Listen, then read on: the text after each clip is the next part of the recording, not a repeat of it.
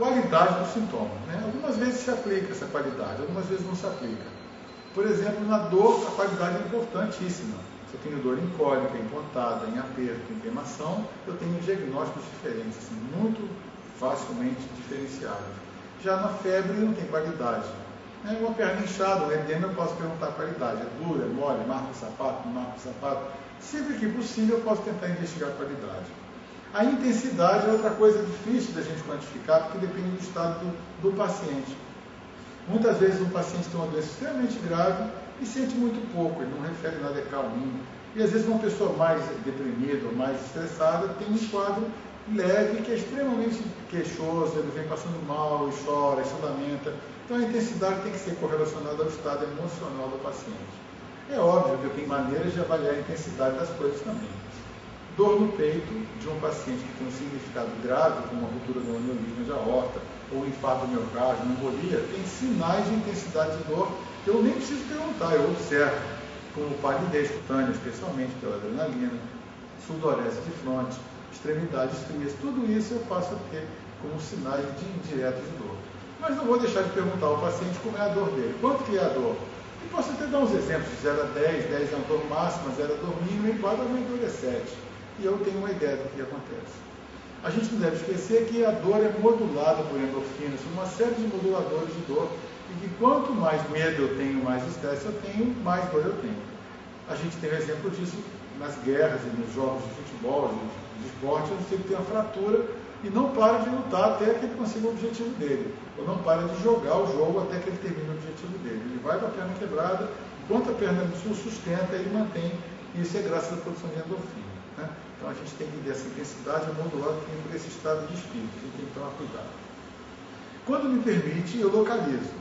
Dor eu localizo, edema eu localizo, mudança de cor eu localizo, febre eu localizo. Mas o que dentro do possível, a localização do sintoma é importante. Dor intensa e tal, onde é a dor? Então a dor na cabeça muda completamente, se é relação à dor cervical, se é dor torácica, dor no braço, dor no barriga, dor no punho, totalmente diferente do diagnóstico diferencial. Então, localizar o sintoma é fundamental. Alterações da coloração, essa coisa é importante. A forma de evolução é importante também. Como é que evolui? Começou e só piora. Começou e passou, agora voltou, é um sintoma progressivo, intermitente. Não é autolimitado. Ontem tive uma dor lombar enorme, parou de repente, estou ótimo. Não é autolimitado. Isso é importante da consideração diagnóstica. Então, é importante que a gente, além de localizar, ver a intensidade e a qualidade, dê ainda uma sensação de como a coisa evolui. Se é intermitente, se é crônica. O que agrava, o que alivia? Esse é fundamental, né? Paciente com dor no estômago, entre aspas, que tem dor, que tem endoscopia marcada. Uma simples anamnese mostra que a dor no estômago piora quando ele anda numa ladeira mais, um aclive, quando ele sobe uma escada, e que em seguida ele deita lá e a dor passa. Essa dor no estômago, na verdade, não é dor gástrica, é uma angina referida no estômago. Então, dor no tórax, eu tenho dor nas costas, muito intensa, eu vou para a doença pulmonar, doença torácica, da caixa torácica. Quando eu faço uma anamnese, a dor é agravada por ingesta de gordura. Muda totalmente meu ponto de vista e eu passo a considerar uma radiação frênica de uma dor da vesícula biliar, por exemplo. Então, o fator agravante e desencadeante é muito importante ser destacado e sempre, nem que nega fatores agravantes, seja descrito dessa forma, mas assim, é importante que a gente pergunte. O de alívio do mesmo jeito, não só porque nos dá uma ideia da magnitude da doença, um doente que tem uma dor na barriga que para com o Buscopan, não é nada mais complicado, no princípio dá para a gente ter calma. Se uma dor que não passa a morfina, é obviamente grave, eu tenho que ter muito cuidado sim. Essa coisa do alívio também me ajuda às vezes os pacientes neuróticos. O paciente neurótico conhece Isordil, ele sabe que o nitrato melhora a dor no peito, que a mãe dele, o vizinho toma, a avó toma. Então ele tem uma dor no peito, rapidamente ele pega o nitrato daquele e põe na boca. E vem para o médico dizendo, olha, tive dor no peito e botei o remédio da minha avó, o nitrato, parou a dor no peito.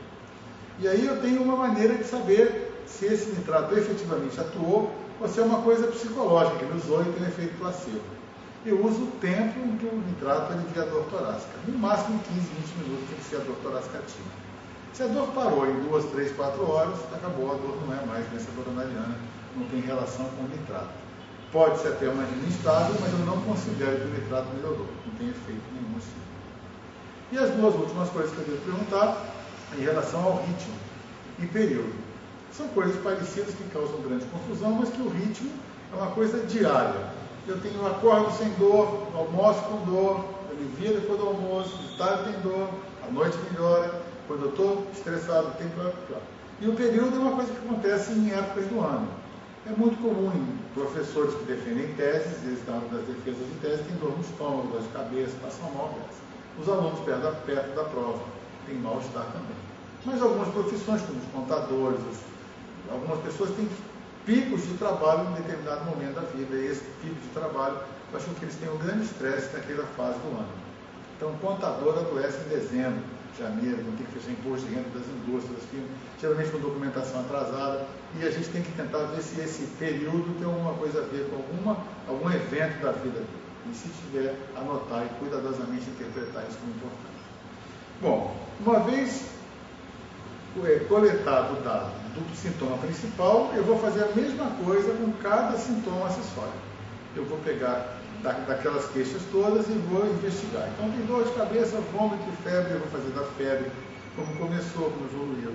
Então, dor de cabeça, como é que é a localização, a dor na barriga, e anotar isso cronologicamente. Isso tudo feito, está fechando uma história da doença atual.